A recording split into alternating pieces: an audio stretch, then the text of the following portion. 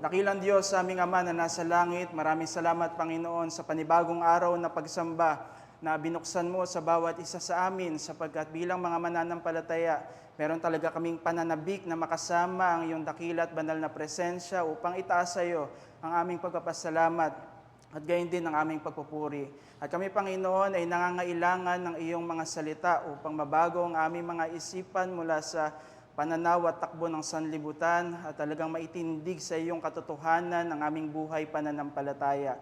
Maraming salamat Panginoon sa aming pag-aaralan patungkol sa karunungan ng iyong salita, sa panawagan mo sa mga Kristiyanong magulang upang talagang kami ay makasunod sa aming tungkulin bilang mga may pagpapala ng sambahayan at ang aming mga tahanan talaga ay maging sentro ng iyong katotohanan upang lumaki ang mga bata at kabataan na kabilang dito sa turo at aral ng aming Panginoong Hesukristo. Gabayan mo, Panginoon, ang iyong tagapagsalita sa amin sa oras na ito. Bigyan mo siya ng karunungan na lahat na kanyang kailangan at gayon din maging mabisa ang iyong katotohanan upang talagang mabuksan ang aming isipan sa iyong wisdom about biblical parenting. Dalangin po namin, Panginoon, na ikaw din ang siyang mag-ingat sa mga kapatiran po namin na nasa biyahe papunta dito sa aming gawain at tunay nga na mula sa simula hanggang wakas ng gawain ito ay patatagin mo ang iyong iglesia at gayon din ang iyong ebanghelyo ay tumawag sa mga makasalanan at ang mga ito ay mauwi sa kapurihan ng iyong dakila at banal na pangalan. Kami dumadalangin sa pangalan ng Panginoong Hesukristo. Amen. So tayo po ay makakaupo na at tawagin po natin yung ating tagapagturo sa umagang ito, Pastor Noel Espinosa.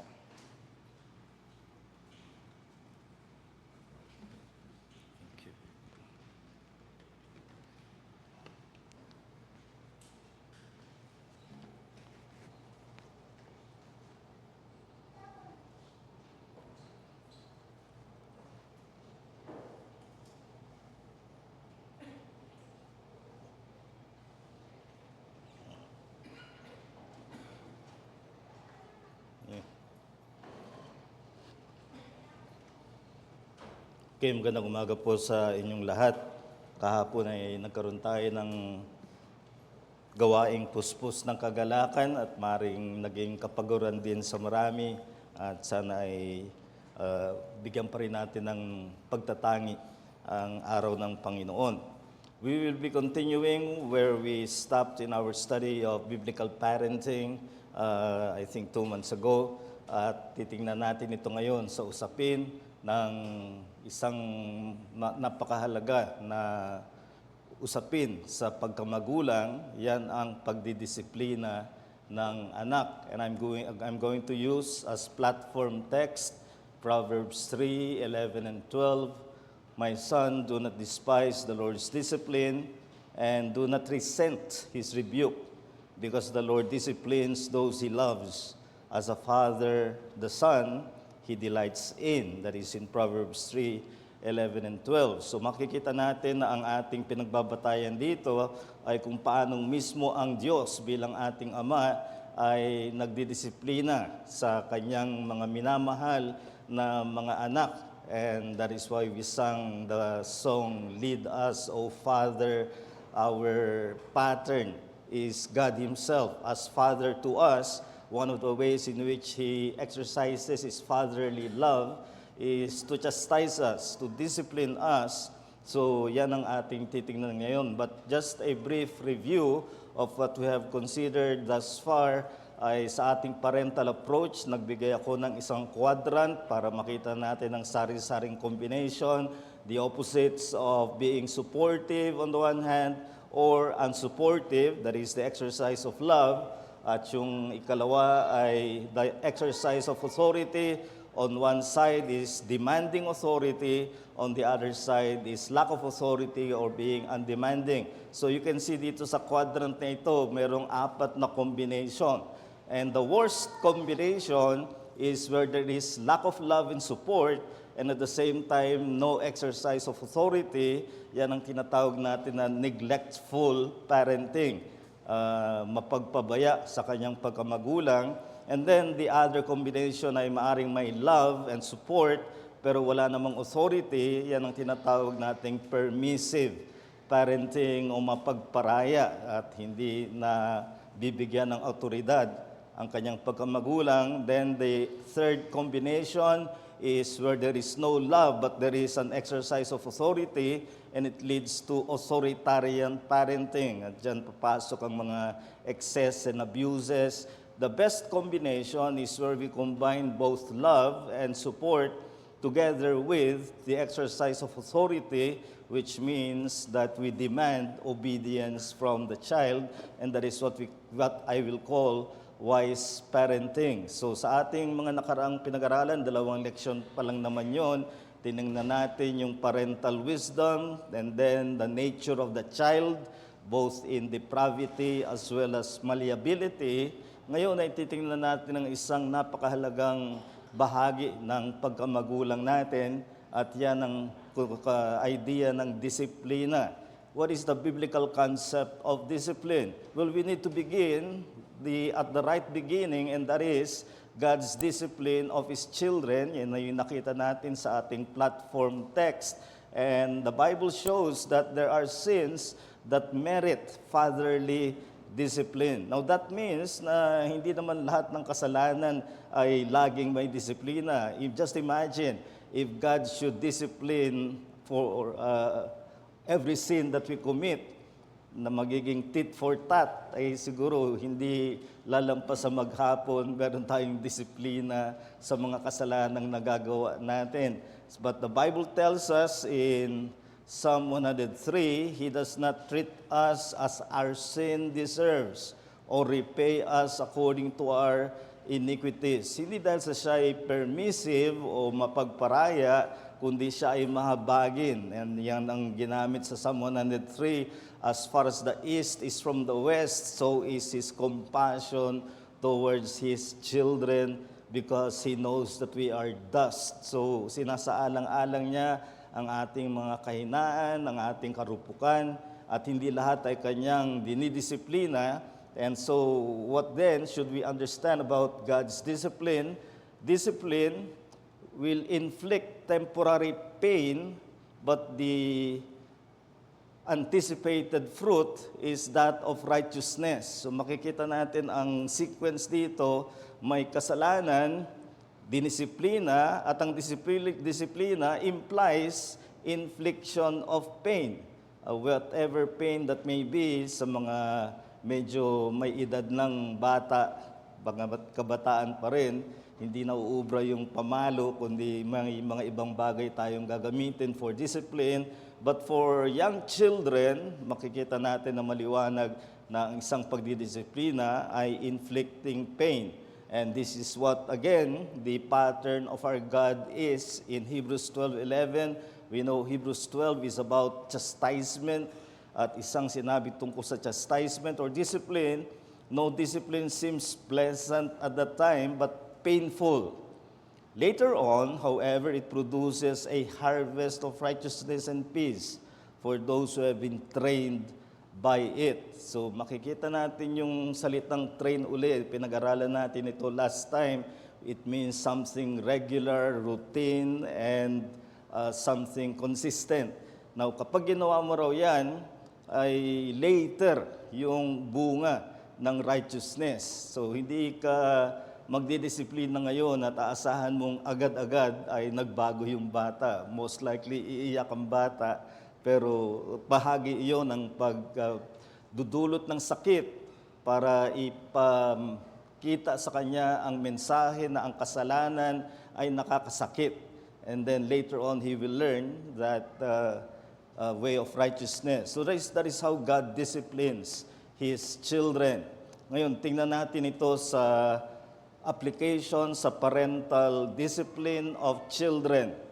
Ang una ay kagaya ng sinabi sa fatherly discipline, He chastises those He loves and delights in. So hindi exercise ng galit lang, hindi exercise ng dahil mainit ang ulo, hindi exercise na iritado ka kaya napalo mo yung bata, kundi with love means very sound mind.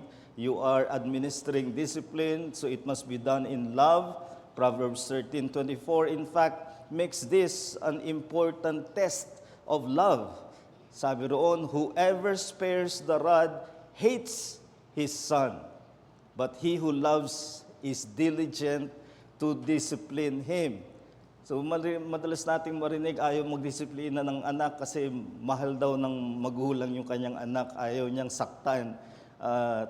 Pero hindi nila alam yung pag-spare nila o pagkakait nila ng disiplina ay parang function of hate. They may not consciously hate their children, they may actually consciously and emotionally love their children, but if in the process they spare the rod, kung sa kanilang sinasabing pagmamahal sa anak ay ipinagkakait nila ang disiplina, para silang namumuhi sa kanilang anak sapagkat hinahayaan nilang magpatuloy sa isang daan na magpapariwara o magpapahamak sa anak, samantalang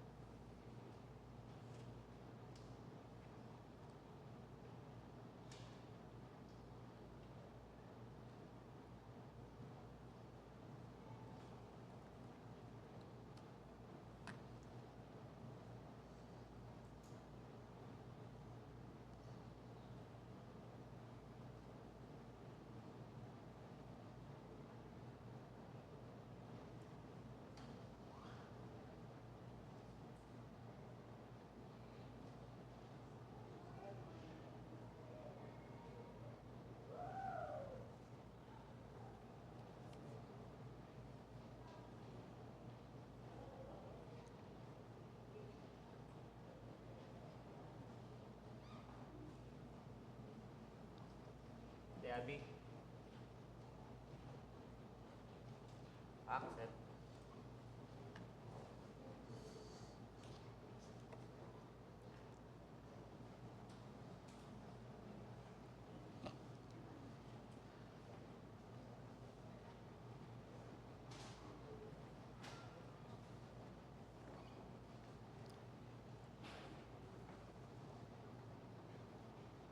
So Proverbs 13:24 makes it a function of love to discipline children.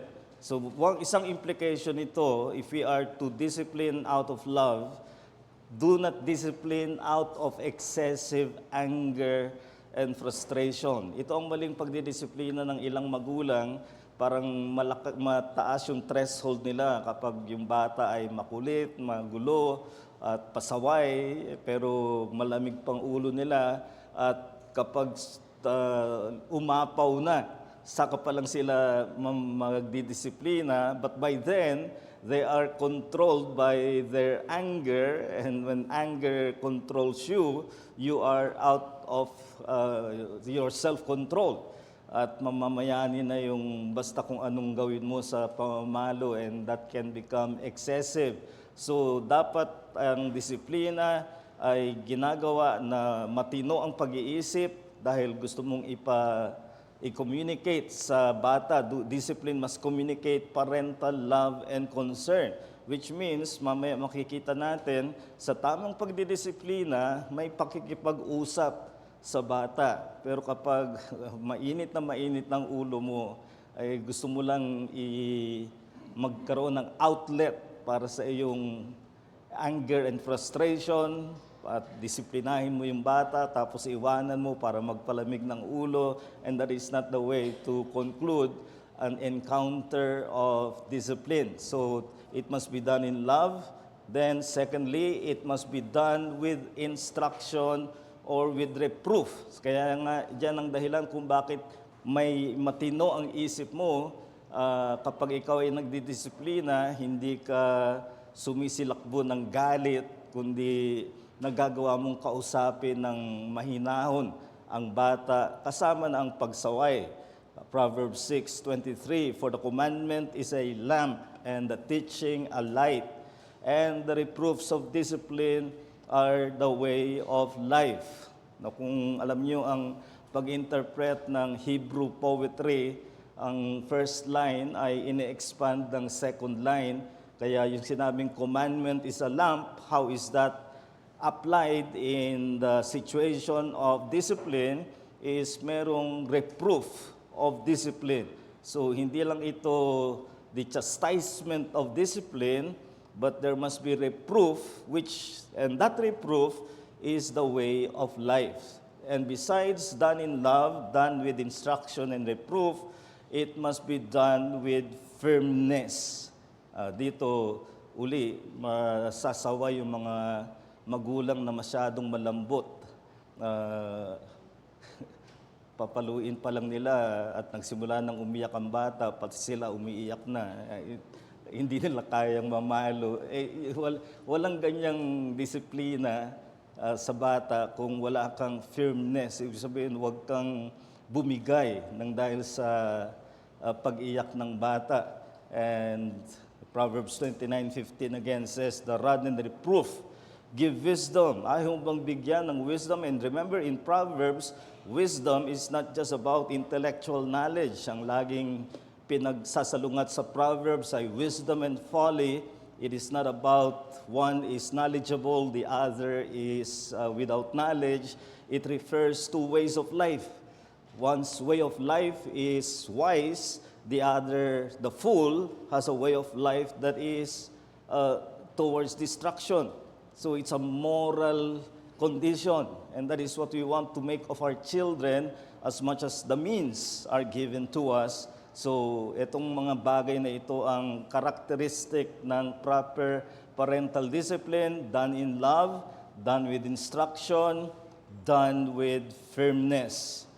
At bukod pa rito, paano natin malalaman ang firmness? Unang-una ay consistency. So, tuloy-tuloy, which means regular, not moody. Halimbawa, for the same offense, pinalo mo siya itong araw na ito, and then 5 days later, he committed the same offense, pero malamig ang ulo mo, hindi mo pinalo.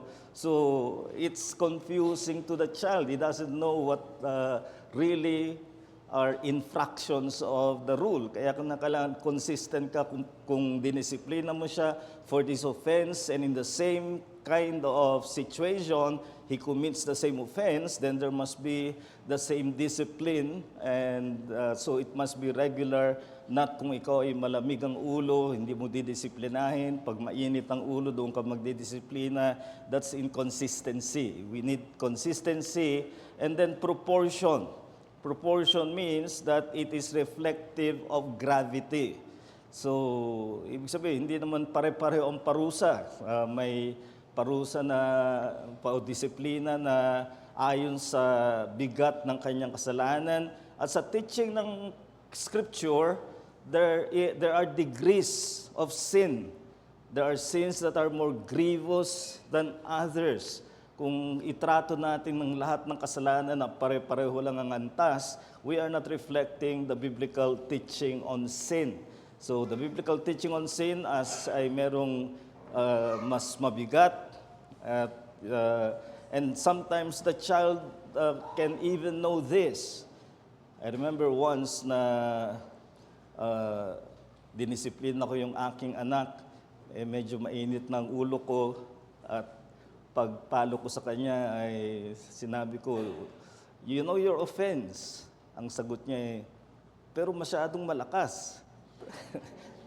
Maski siya, alam niya kailangan siyang parusahan, pero medyo napabigat, medyo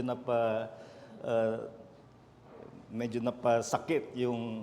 so even children can sense they deserve punishment, but they also can sense when the punishment is excessive. So we need to be in proportion sa ating discipline. And then, it must always end in reconciliation. Yan ang purpose ng encounter. Ang hindi purpose ng encounter na basta parusahan mo lang tapos iwanan mo siya na umiiyak at lalong napapabigat dahil he would feel that the parent has abandoned him, or he may feel less loved because of his offense. So, yung mga ganyang komplikasyon, nangyayari yan for the reason that parents do not conclude the encounter in the right way. And the right way is always repentance and forgiveness.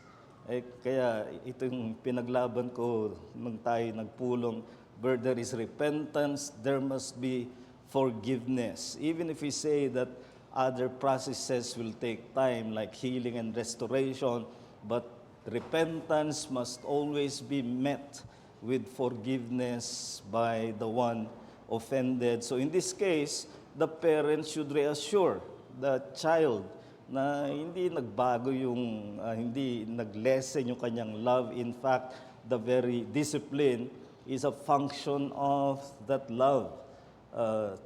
So, dito ngayon tingnan natin ng medyo controversial na issue, the biblical equipment of the rod. And I know that there are many who are opposed to this, but I want to make a stand. I hope you are with me on this, na ang ibinigay na kasangkapan para sa pagdisiplina ng bata, yung talagang bata pa, ay ang pamalo. There is a popular and even legal opposition to the use of the rod. For example, by the data of 2022, ay ganito na yung nasa orange ang mga bansa na pinagbabawal na ang pamamalo on threat of government intervention. Ibig sabihin, pwedeng kunin ng gobyerno ang iyong mga anak kapag nakita nilang pinalo mo dahil sa kanila, pagpalo pa lang abuso na. They associate spanking with child abuse. Yung Pilipinas, nakaiwas pa sa maging batas ito because I think I explained that when it passed Congress, one of the few things President Duterte did in his presidency was to veto it. He vetoed yung bill na to prohibit spanking, and so it's still not a law, but still not countenanced by many organizations na opposed sa paggamit ng rod. So what do we say to this? Well, una ay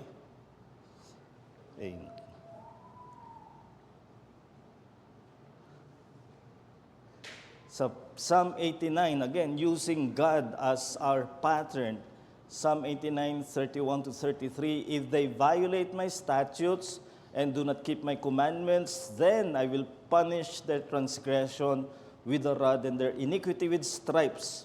But I will not remove from him my steadfast love or be false to my faithfulness. So, ang pag-ibig ng Diyos ay hindi niya binabawi, pero kasama sa pag-ibig niya, ang magdisiplina, magparusa, at ginamit na figure dito ay I will punish their transgression with the rod and their iniquity with stripes. So, ibig sabihin talagang mararamdaman yung disiplina ng Panginoon. And what is even more striking is that in the Davidic covenant, remember the Davidic covenant had its fulfillment in the true Son of David, the Lord Jesus Christ, but in the original of this Davidic covenant, this is what he said, I will be to him a father, he shall be to me a son. When he commits iniquity, I will discipline him with the rod of men, with the stripes of the sons of men, but my steadfast love will not depart from him as I took it from Saul, whom I put away from before you. So, pangako ito kay David, magkakaroon ng kanyang angkan ng isang anak na magtatayo ng kaharian na walang bubuwag. Ayan ang Davidic covenant. But in the process, that son is going to live under the law. And that's what Galatians 4:4 tells us, in the fullness of time, God sent forth his son, born of a woman, born under the law. And to be born under the law means if at any time, which of course is hypothetical because it did not happen, but at any time that the Son of God committed sin, then stripes or rod will follow him. But of course, as I've said, that is hypothetical, but that's how God deals with the children He loves, and even for especially the Son, whom He loves from eternity. Once He is under the law, He is under the policy of discipline. So, dalawang abuse ang pwedeng mangyari dito. One is leniency, yung maluwag ka sa paggamit ng pamalo. At itong ina-advocate ng marami ngayon, especially child psychologists. So here is a book, Discipline Without Shouting or Spanking. Gusto kong sabihin dyan ay good luck. Pero mas masamang sabihin ng Kristiyano yung good luck. Pero ang point ko ay try it. Try to discipline without the use of reproof and spanking. Pero ang magiging kinalabasan niyan ay una, abstaining from the rod. So may mga magulang na sa kanilang palagay ay may ibang paraan, may mga naimbento silang mga gimmick para mapasunod ang bata na hindi gagamit ng pagsaway at pamamalo. So they abstain from the rod. And of course, as I've shown, you are departing from the pattern of God. God Himself is using the rod by way of discipline o kaya yielding to the child. Minsan yung anak pang magsasabi, ganito na lang, gawin natin. Yung anak ko ay may master's sa mathematics ngayon at nagtuturo. Bata pa yan, nakikipag-mathematics na sa akin. Pag alam niyang hindi na mapagpigil yung pagpalo, magne-negotiate na siya. Isa lang. Pag bumigay ka, you made the child win. And the point of the discipline is for him to be conscious he is under rule. Kung ikaw palang under the rule ng bata, ay nawalan ng saysay yung disiplina. O kaya naman, spanking in token. Yung mamamalo pero walang impact doon sa bata. Parang hindi naramdaman, parang pakiramdam ng bata nakipaglaro lang sa kanya yung magulang, and again that defeats the idea of discipline. So this is one opposite extreme, leniency. Now the other opposite is severity. Ito naman yung sobra, yung malabis na pamamalo. And kung minsan si Dennis the Menace ang anak mo, baka nga sumobra ang init mo. Pero ang nangyayari dito, exceeding anger. Yan ang sinasabi ko kanina, na huwag kang magdisiplina na masyadong mainit, masyadong nagbabaga ang galit mo. Kung maaari, magpalamig ka muna, pero sabihan mo na ang bata, mag-uusap tayo mamaya. Pero magpalamig ka, huwag yung sa bugso ng iyong init ng ulo ay mamamalo ka dahil walang pagpipigil ang ganong pamamalo, or beating mindlessly. Yan nga ang mangyayari, namamalo ka pero hindi mo na naiisip yung dahilan ng pamamalo. Ang naging dahilan na lang ay outlet ng iyong galit. And remember, the point of discipline is for reproof. So, and it often leads to unsettled conclusion. Yun nga, iiwanan mo yung bata na umiiyak, nasaktan, pero hindi mo na-affirm yung iyong pagmamahal sa kanya at hindi mo na ipaliwanag yung saway na dapat niyang narinig. So itong dapat nating iwasan. Lenient on the one hand, but severe on the other hand should not characterize our discipline. So what is wise discipline? Well, ang isang unang kailangan, have well-defined and doable rules. Pag well-defined, naiintindihan ng bata, eto ang rules. Huwag mong damihan, baka mawala na sa kanyang... Tsaka doable, kaya niyang gawin. Huwag kang kukuha ng pera nandyan nakalagay sa table or kakain ka ng walang paalam, but there must be rules. Just as much as God deals with us, He gives us clear rules. And probably yung clearest sa atin, the Ten Commandments are given precise meaning na ito ang nagsasummarize ng covenant with Israel, and it is a binding rule even for Christians. So isang bagay na maituturo natin sa ating mga anak early on is teach them the Ten Commandments. They should be able to memorize the Ten Commandments, and you will be surprised how able children are to memorize the Ten Commandments and other catechetical means. But there must be rules para hindi isipin ng bata, kaya ako dinisiplina, mainit ulo ng tatay ko, ng nanay ko, ay napupunta yung kanyang isip dun sa mood ng kanyang magulang sa halip na may rule siya na violate. Then, discern the child. We need to distinguish here three things. There is childishness. Ibig sabihin, nagagawa niya yun kasi that's what you expect of a child. Remember what Paul said in 1 Corinthians 13, when I was a child, I thought like a child, I talked like a child.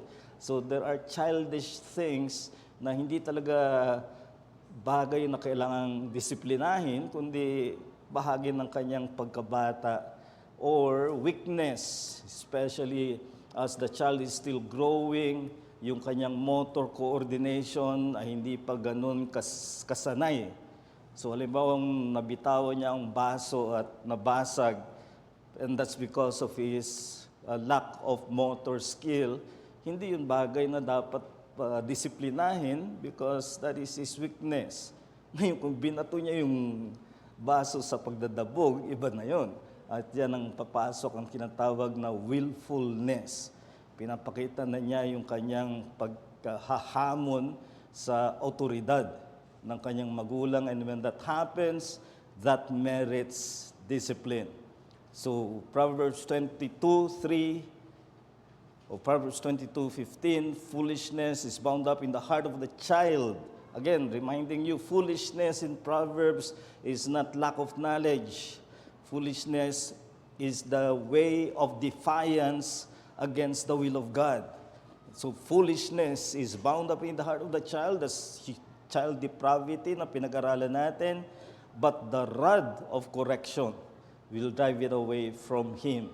And then Proverbs 23:13 and 14, do not withhold correction from a child, for if you beat him with a rod, he will not die. So don't make beating fatal or abusive. Ibig sabihin, enough to make him feel the pain, because isang bata, hindi ka pa pwedeng makipag-reasoning. Kapag nakipag-reasoning ka, ay bumibigay ka sa kanyang rule. The message you want to deliver is very simple. If you sin willfully, it will be painful for you. That's the message. And later on, he will begin to understand why it is important to follow rules. And verse 14, you shall beat him with a rod and deliver his soul from hell. So imagine the fruit you want to reap by the exercise of right discipline can have eternal consequences. So deliver with conviction. Pag magdidisiplina ka, naniniwala ka sa iyong pagdidisiplina. Kung ikaw mismo nag-aalinlangan, mararamdaman yun ng bata o kaya ay magiging mapagpigil ang iyong pagdidisiplina. Proverbs 3:11 and 12, my son, do not despise the chastening of the Lord, nor detest his correction, for whom the Lord loves, he corrects, just as a father the son in whom he delights. Yan nga ang ating platform text. And Proverbs 19:18, chasten thy son while there is hope, and let not thy soul spare for his crying. So alam na alam ng wise man ng Proverbs ang nakakapigil sa magulang sa pagdidisiplina, kapag umiyak na ang bata, at kung minsan alam ng bata yung decibels na kailangan niyang volume sa pag-iyak para mapigil ang magulang. At kapag bumigay ka doon, ay again, it defeats the purpose of discipline. Then, determine the right conclusion in wise discipline, and that is, again, as in the matter of discipline in the church, after the discipline, now you ought to forgive and comfort him so that he will not be overwhelmed by excessive sorrow. In verse 8, I urge you, therefore, to reaffirm your love for him. Kung ganito sa iglesia, ganito dapat sa sangbahayan, na pagka-disiplina ay magpatawad at ipanariwa ang iyong pagmamahal sa bata. So, discipline your son, and he will give you rest. He will give delight to your soul. I conclude with this just story.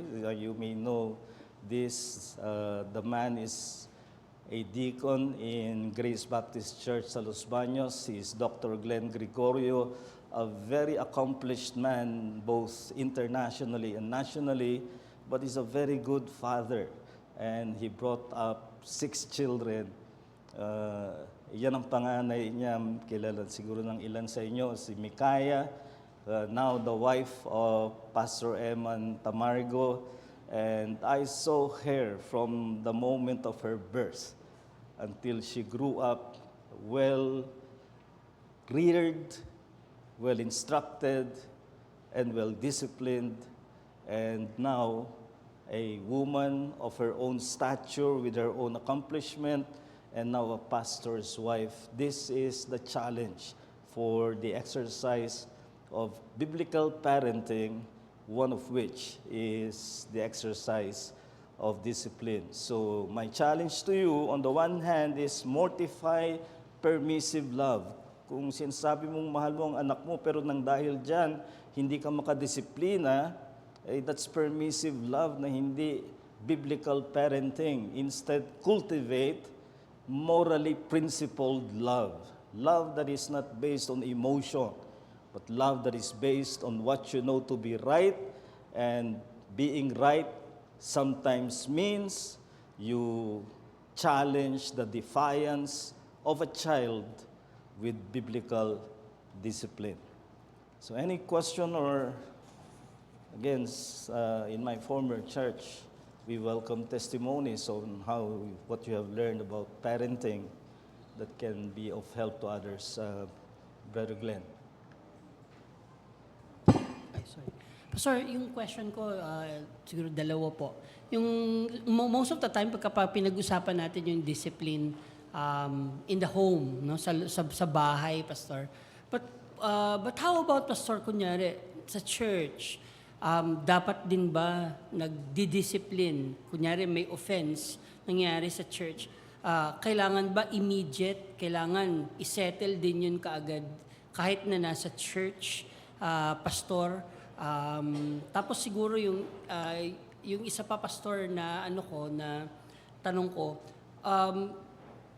yung kunyari, what can you say, pastor, dun sa mga magulang na that allows their children, kunyari, to play sa iglesia or to allow their children to roam around, ang reason na for them to listen to the preaching or to be involved doon sa service, sa worship service, pastor. So they allow their children, maglaro ka na lang dyan o kaya mag-roam around ka dyan habang ako ay nananambahan, pastor. Well, ipaliwanag natin sa bata na siya man ay kasama sa pagsamba ng iglesia, and even though he's of a young mind na hindi pa lubos na maunawaan yung nagaganap sa worship, the contribution of a young child is to be still and quiet for the duration of worship. So, pagsasana yan. So, kahit kung malikot ay kinakailangang sanayin sa bahay pa lang, and sa bahay ay assume merong ding family worship where they are taught to be still. So don't make them na parang saling pusa sa panambahan. Sila man ay mananamba, but they are growing in their participation. And for the young children, hindi ito panahon ng coloring book. Ngayon mas modern gadgets pa na nag-cellphone o nagro-roam around. Don't allow your children to do that. They must be made to they must be trained to be still and quiet as their contribution to worship. And as they grow up and have more understanding, mag-grow din ang kanilang participation in terms ng note-taking. So kapag may pasaway na bata, in my former church, we had a place for dealing with such children, pero siyempre yung parent ang magdi-deal. And isa ring practical na bagay ay have an instrument, kaya tinawag to na rod. Have an instrument that is only for that purpose. Huwag mong, kung maaari, huwag mong gamitin ang kamay mo o yung sinturon. Ako'y pinalaki sa sinturon. But mas magandang merong instrument na yun lang ang purpose niya, nakasabit. And what we did to our son was we had a paddle, which is just maliit lang. Pero habang lumalaki siya, lumalaki rin yung paddle. At may verse doon na nakalagay. So he knows that there is an instrument in the house that is reserved for his discipline. Brother Andrew. Pastor, good morning po. Salamat po sa lesson. Ang tanong ko po ay, paano po yung, kung ang anak natin ay sinasabi ng society ay nasa legal age na, adult na or young adult na, may hangganan ba ang parental discipline? Siguro two context po, no? Kung legal age na siya, pero nasa poder mo pa rin, or nananahan pa rin sa tahanan mo, or dahil legal age na siya, bumubukod na siya. Regardless kung may asawa o wala, pero nakabukod na siya. May extent pa rin po ba yung ating parental discipline sa kanila? Well, mag-iiba na ang form ng ating discipline because it's like an inverse proportion. You will, as the child grows in reasoning, the rod is used less and less until such time na kaya mo na siyang i-reason, pwede ka nang gumamit ng ibang form of discipline like withdrawal of privileges or withdrawal of money at iba pang mas mararamdaman niya yung damage. Kapag pinalo mo pa yung ganyan ay it can result in being embittered. So yun ang point na if your use of the rod is given fruit, the less and less you will use it, and the more and more you reason with the child. Justin. Sa akin po, Pastor, ang question ko po is, halimbawa, after mo paluin or disiplinahin yung bata, tapos magsosorry ka, like parang nagigilty ka dun sa bata na pinalo mo, what are your thoughts po dun? Yes, kung makikita nyo, hindi ko na nailagay sa PowerPoint, but on your handout, sa bandang last place ay yung caution, when the parent is wrong, he must entreat the child's forgiveness. So this is something that many parents do not do. Dahil parents sila, kung na-disiplina mo ng sobra, o mali talaga yung disiplina mo na realize mo na hindi pala niya kasalanan, then you ask for forgiveness. And it is important for the child to see that his parent is asking forgiveness from the child. So, pag nagkamali ang parent, he too, as a sinner, must ask forgiveness from the child. Shannon. Good morning po, Pastor Noel. I know the topic this morning was more about the use of physical punishment, But may I ask about the use of some parents of like silent treatment or more of like mental distance or like emotional distance to discipline? Is that wise? Is that unwise? Is that even sinful?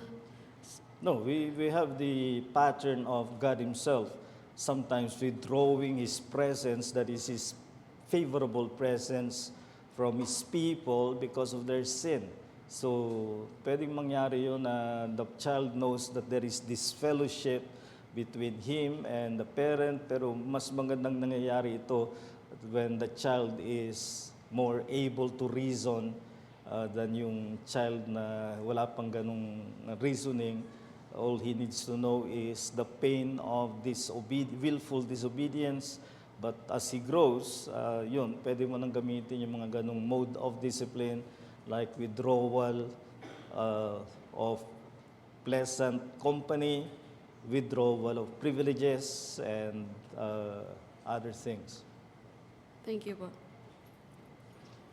Sir Mark. Madalas po na nangyayari yung mga bata nagkakaroon ng confusion sa loob ng bahay kung sakali ang magulang nila, let's say, ang tatay nagbibigay ng policy, sabay-sabay tayong kumain, pero yung asawa niya hindi sinusuportahan yon, nagkakaroon ng problema. Paano po ito mare-resolve? Yung ganitong situation na ang dapat ba nagbibigay ng policy, tatay lang o magkasama sila? O po pwede bang gawin ng tatay, disiplinahin din niya yung misis niya? Dahil hindi sumusunod. Doon sa magandang layunin niya, kailangan sabay-sabay tayo. Hindi po pwedeng ako lang nagbibigay, tapos yung mga anak natin kanya-kanya. Oh. Unang-una, wag mong papaluin yung there's no place for physical discipline of the spouse. Either way, no. We live with our wives with understanding, 1 Peter 3:7, which means na sa lahat ng patakaran na ipapamalakad sa sangbahayan, ito ay napag-usapan ng mag-asawa. Kasi kung hindi nila napag-usapan, ang bata malalaman na iba kay tatay, iba kay nanay, lalaruin kayo ng bata. He will play father or he will play mother, whoever is the more lenient. So, mahalagang napag-usapan ito ng mag-asawa at yung tatay ang magbibigay ng direksyon sa paggamit ng disiplina. But you will note sa mga verses natin, it's both father and mother. Sagot ni Ate Julie. Morning. Buti na lang yung sinabing disiplinahin ako. Woo! Buti na lang si God ang nagdidisiplina. Anyway, Pastor, thank you for the lesson. In the Filipino context, di ba po, ang kabataan or yung mga bata, usually po nakatira sa isang tahanan na andun ang lola, andun ang tita, tito, etc., cousins. Meron po ba silang authority to dispense discipline in this context? Or kasi kung minsan, kung sino-sino na lang. And dapat po bang pag-usapan with the parents? Thank you po. Okay, thank you po. Authority is for the parents. The parents have the inherent authority over their children. Therefore, any extension of authority is one delegated by parents. So kung sabihin niya sa anak, habang wala ako, si tita o si lola ang may otoridad sa'yo, so the child knows that whatever authority the others exercise over them ay delegated authority. The inherent authority is parental. Sige po. Good morning. Good morning. The first question I'm supposed to ask, this was already asked. My second question is, what if the two children fought with each other? One is at fault, and the other one is just defending himself. Is it wise for the parent to punish both of them? Ay, depende po sa situation. Halimbawa, may isang talagang nag-initiate ng gulo, pero ginantihan siya ng isa, then there will be due punishment for both, but in different modes or heaviness of punishment. Laging mas matindi ang punishment sa nagsimula. Pero kung ginantihan, hindi rin tama iyon. And they should be taught not to retaliate. At hindi naman to a life and death situation to resort to self-defense. Kundi, so both should be taught never to initiate. You'll get the greater punishment, but never retaliate. You will also be punished for that. Thank you. Good morning po, Mary Jane. Pastor. Paano naman po, yung tanong ko po, paano naman po pag nasa institution po yung isang senaryo po, pero di ba po sa batas po is bawal po mamalo. Pero as a Christian, kailangan nyo pong mag-discipline. Paano po pag yung bata po na yon bigla nyo pong napalo, magkakasala po ba ako? Kung hindi mo anak at Yes po. ikaw ay nasa ilalim ng isang institusyon na may mga batas na umiiral, makabubuting humingi ka ng delegated authority from the parents. At kung wala yung parents, then I think at a certain point ay kung ikaw na ang kinikilalang magulang ng bata, ay meron ka na ng adopted authority because of your position in relation to the child. Okay, thank you po. Last two questions. Gino. Ayan. Hello po, Pastor. Question ko po is more about, yung may na-mention po kayo kanina that parents could also be wrong din sa the way they discipline a child. So, kailangan they will also be willing to ask for the forgiveness of the child. Ang isa pong nakikita kong issue is kapag yung bata ay na-exasperate, and then that exasperation leads to a rebellious or a wrong behavior, and then that child gets disciplined because of that behavior na ang cause is exasperation. So pwedeng maraming causes ng exasperation. Pwedeng nako-compare siya sa iba or masyadong high yung standard or maraming ways eh. Pero parang paano ma-articulate ng child that he is being exasperated?